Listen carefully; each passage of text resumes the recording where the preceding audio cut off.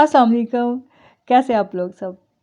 आज हम बनाएंगे मूंगफली की चिक्की, मूंगफली की गचक, सर्दियों का ख़ास तोहफ़ा। तकरीबन हर घर में ही बनता है। तो इसको आज मैं मेरे तरीके से और बहुत आसान तरीके से बताऊंगी किस तरह मैं अपने घर में इसको बनाती हूँ।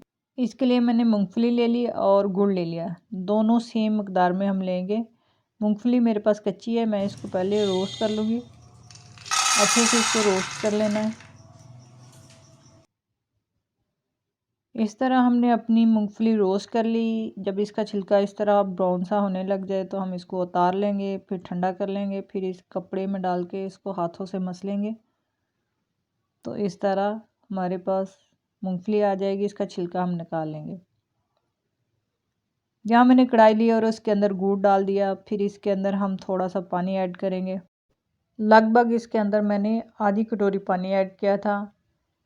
जब इसके अंदर हम पानी ऐड करेंगे तो गुड़ हमारा मेल्ट हो जाएगा और इसको हम स्ट्रेन कर लेंगे। अब जब भी देखेंगे कि गुड़ के अंदर कोई ना कोई छोटे छोटे ज़रे होते हैं, या तो वो गन्ने का छिलका होता है या फिर छोटे मोटे चीज़ें निकली आती हैं। फिर इसको हम स्ट्रेन कर लेंगे।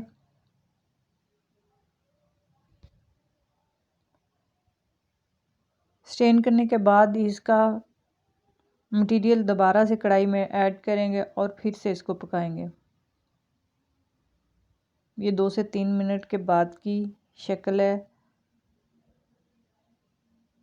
इस तरह इसके अंदर बबल्स बनने लग जाएंगे और इसका बिल्कुल शक्ल बदल जाएगी। देखिए कितनी प्यारी गोल्डन सी बन जाती है। अब इसके अंदर मैंने 1 चम्मच देसी घी ऐड कर दिया है। इससे क्रंच बहुत अच्छा आता है। दूसरा, चिक्की में शाइन आती है। तीसरा, इसके अंदर बहुत अच्छा सा टेस्ट आता है। इसी तरह हम इसको हिलाते जाएंगे। लो मीडियम आंच में इसको पकाएंगे। इसको तेज़ आंच में नहीं बनाना, वरना ये तो सड़ जाएगा।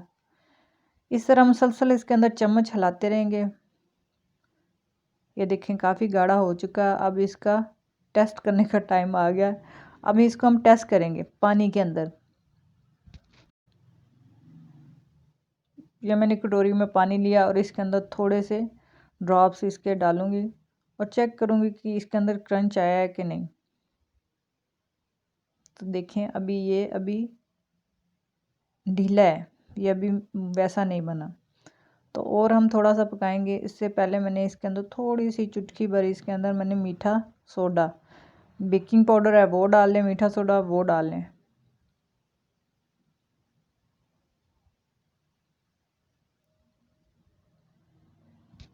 दोबारा से चेक करते हैं।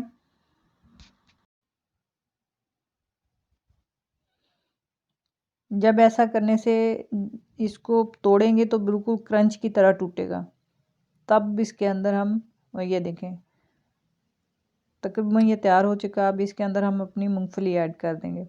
ध्यान रखना है इसको चेक करते करते अपना बाकी मटेरियल जला नहीं लेना, क्योंकि वो बहुत ज़्यादा हीट में होता है और वो जलने का पूरा ख़तरा होता है। अब इसके अंदर हम मूंगफली ऐड कर लेंगे। मैंने यहाँ चूल्हा बंद कर लिया था 1 मिनट के लिए, फिर इसको हल्की आंच पे जला लिया था। अब ये तेज़ी से करने वाला अमल है। तकरीबन इसको फ़ौरन हम इसको सैटन करेंगे, क्योंकि गुड़ ठंडा होते ही जमने लग जाता है। अब मैंने फॉल पेपर ले लिया, एक एलुमिनियम शीट के ऊपर मैंने घी लगा लिया और इसके ऊपर अपना सारा मटेरियल ऐड कर दिया। यहाँ आपने एहतियात करनी है, बहुत जल्दी में काम करना सारा, वरना गुड़ बहुत जल्दी जमने लग जाता है। इस तरह हम इसको सेट करते रहेंगे। एक हदीस देखते हैं, आप सल्लल्लाहु अलैहि वसल्लम ने फरमाया कि अनार को गूदे यानी बारीक छिलके समेत खाओ कि ये मैदे को ज़िंदगी देता है। अब इस तरह हम बेलने से इसको सेट कर लेंगे। जितनी लेयर पतली हमें चाहिए वो हम कर लेंगे। ये हल्का हल्का गर्म है, इसी पोजीशन में हम इसके अंदर कट लगाएंगे। जिस शेप में आपने इसको लाना है या जिस तरह के टुकड़े आपने इसके करने हैं।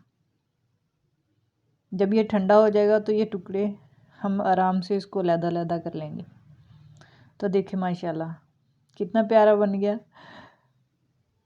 तो वही बात आखिर में, लाइक कीजिएगा, शेयर कीजिएगा, सब्सक्राइब कीजिएगा और दुआ में याद रखिएगा। अल्लाह हाफिज़।